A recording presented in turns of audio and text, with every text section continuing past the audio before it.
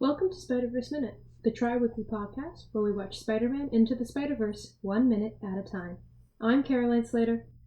And I'm her brother Sean. And today we are talking about minute 54. It begins with Liv chasing Miles, and ends a minute later with Peter and Miles swinging away. What did you end up titling this minute? Whip. Yep, that's a good one. Nice, short, simple, to the point.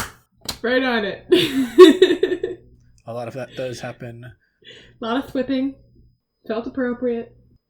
So why don't you start this minute? What's your first note? Yeah, so the first thing I really like is how you can just hear chainsaws. Right.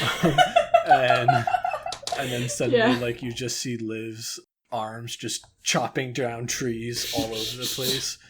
And, like, the way she just cuts a tree and rips it in half is, like, one of the most scary / intimidating things that I've ever seen a villain, like, do. Mm-hmm. Where it's just, like, you just see these two arms come out of nowhere, rip it in half, and she's just, like, there floating, like, 6-7 feet off Livy. of the ground. Just, yeah. Yep, exactly. Just like, surprise! Miss me? Like, yeah. oh no! Yeah, and, like, the way the tentacles are moving around and just, like, squirming almost. Oh, don't. Ooh. It's a perfect description, but it's like, it's me. Blech. Yeah, so he is just, like, running along as she's, like, chasing him, and he's trying his best. I love how they do the, like, freeze frame introduction sort of thing. They don't really, like, freeze the frame, but one point when she does the jump and suddenly, like, the background gets all streaky. It makes me think of a video game boss I was battle. just gonna say, it reminds me of the in Super Smash Brothers when they're introducing a new character and it smashes them on screen. That's exactly what it introducing Liv Doc Ock. And yeah, it's just a great, like, I love how they just really briefly, they don't, slow anything down really, but they're just like, here she is. They kind of slow her down very, like, just for a little bit though, and then it's like right back into the action. Yeah. It's such a cool moment, because I wrote that down too. I love that jump. Then we get into Peter's swinging advice. Yeah. Which there's a lot. I think my favorite though, that I never really caught before, was don't shoot out your back foot. Yeah. She makes me think, did shoot you do off. that? Shoot Was off your it. back foot. That's what it was. And I'm like, what happens if you do that, Peter? Does it hurt? Is it like, I need to know what?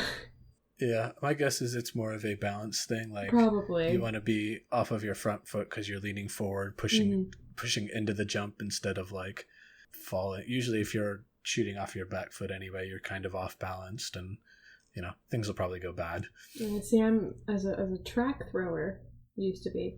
That's where all our power came from. You mostly used your back foot to launch that stuff. So for me, it's like everything was in the back foot. Also, can we talk about this one bare tree in the middle of the forest? The one that he's running up, or that he, like, scrambles up? The one that he, like, scrambles up. It almost feels like it's in a little clearing. Oh, maybe. And it's also just, like, really, really tall.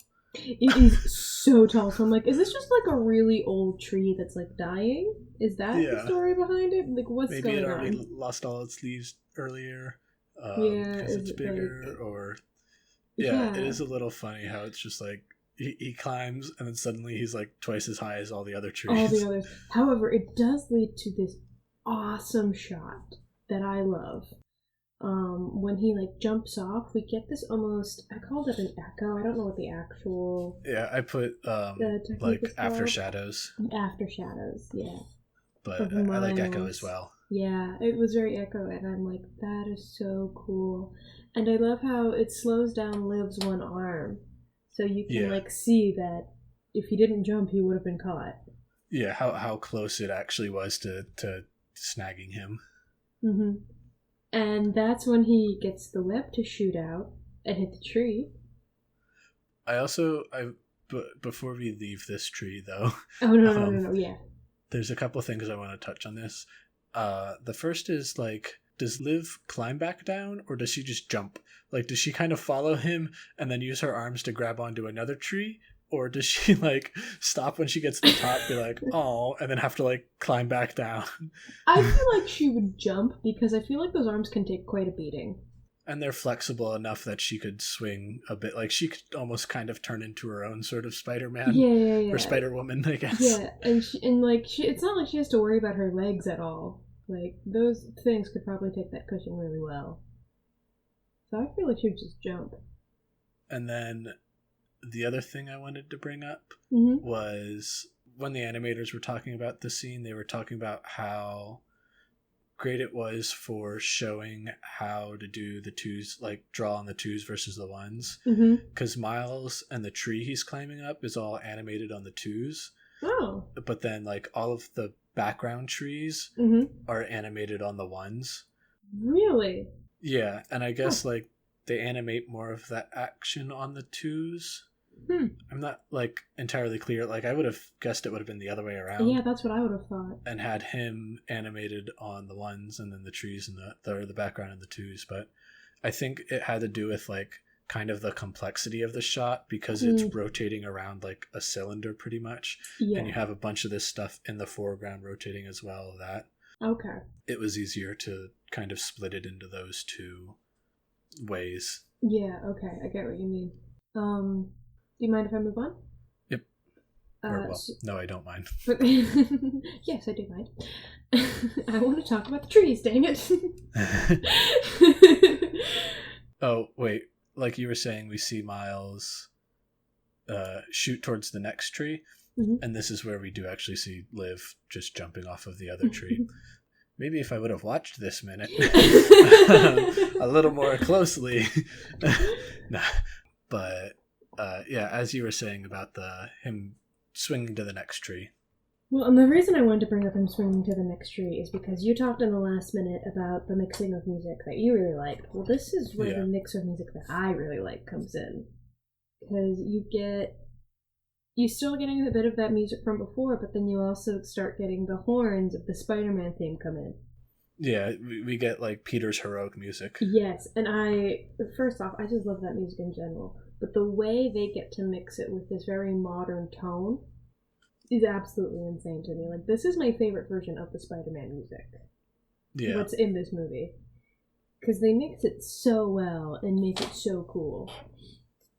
And just, it feels so much more epic to me in this sense. That is a very shining moment to me, to get this, like, classic theme mixed in with these modern sounds and making it seamless. Yeah. It's so cool to me. And then, going from there, we just get these really sweet moment of Peter and Miles swinging together, repeating thwip and release. Yes. Which is and it turns into this, like, great, just, like, almost like a pendulum swinging of just, like, thwip, release, thwip, release. And for the first time I watched this movie, I didn't realize they were saying thwip. It wasn't till later I'm like, oh, they're saying thwip. And then I found it even funnier that when they were thwipping, it actually said thwip when the whips were coming out. The webs were coming out. And I'm like, that's hilarious. I like how in some of the thwips that Miles does, he does this little, like, run with his legs in between when he releases it and flips to the next one. And it's totally that, like, oh, you're trying to keep your balance, so you kick your legs back and forth. Yeah. I was going to bring that up too. I love it. I love it because, and especially like with Peter next to him, you can see Peter is so used to it because he's just tucking his legs under.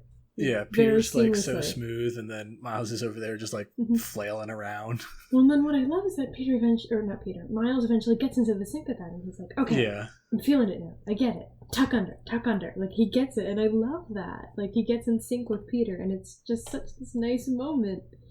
And Peter praises him, like, saying, you're natural. And Miles is just like, you're amazing, man. And I'm like, wholesome bro moment. Wholesome bro moment. And like, Peter still is just like, when he's like, it looks pretty good. Like, at first he's like, it's ugly. but they look pretty good. Like you're still could use some work, but like, you're getting there. You're getting there. Yeah, and then he's like, "We're a little team." Yeah, and then it cuts off. Yeah. And this scene is awesome. Yeah. For so many reasons. One thing, so for people who like numbers out there, numbers. The swinging bit that they're doing here, it's about 800 frames. Really?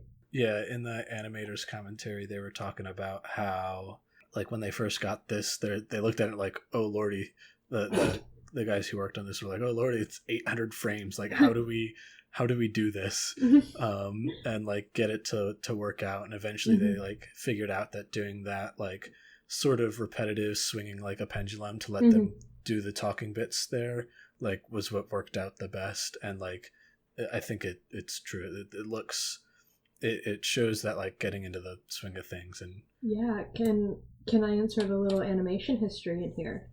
Yeah. That whole repeating of frames technique was actually invented, I think is the wrong word, but innovated and really first used by one of America's, or even I think technically history's, first real big animators for entertainment, Winsor McCay. Yeah. I think I've talked about him before on the podcast, but just to be safe, Winsor McCay was a 1920s animator who really pioneered a lot of modern animation techniques. And if you guys want like a fun little silent film fun thing, look up Gertie the Dinosaur, and you'll find this old movie of his that was played in vaudeville. And it was really like the first full-length animated movie in a sense.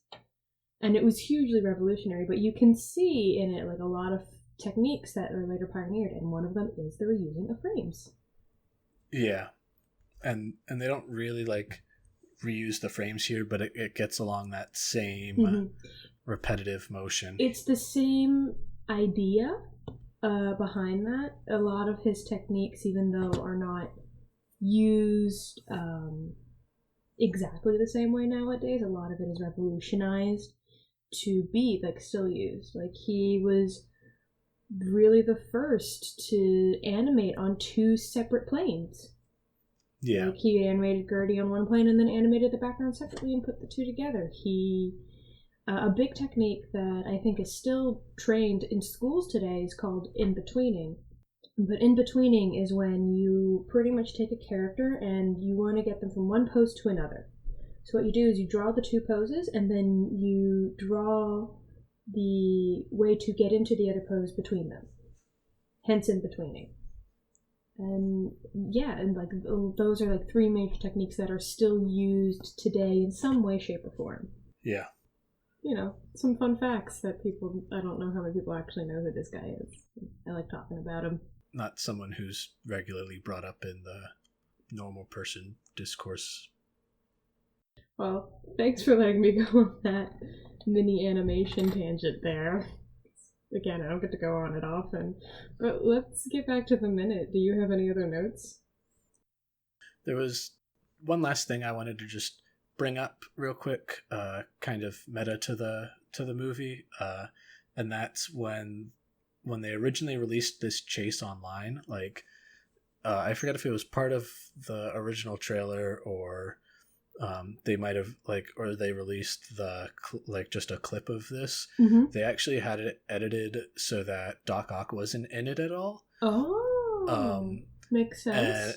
And it's still like the directors were talking about like how they were like, oh yeah, it got really lucky because even though like we edited her out of it to keep it a surprise because it wasn't revealed until the movie came out that she was in it. Yeah, they were surprised that like with her edited out, it still looked pretty good, and no one really questioned like some of the weird cuts that they had, and like that it was just like, okay, they're just like, you know, running through the forest. I could see people not questioning it. It's like, okay, well, they're clearly running from something. We just can't see it. Like, they probably have some distance going at the moment. Yeah. That's awesome. Like, that's a sign of a good chase scene where you can kind of take the person out and you still feel that intensity. Intensity behind it. Yeah, the intensity behind it. That is good acting and good animation, everybody. Yeah. That is how you do it. Thank you for joining us this week. Join us again on next week where we find out how this chase through the forest ends. If you want to contact us, feel free to reach out to us on Twitter at SpiderverseMin, M-I-N, or on Facebook, Instagram, or YouTube at Spiderverse Minute. And if you want to shoot us an email, you can send one on over to podcast@spiderverseminute.com. See you next time. Bye.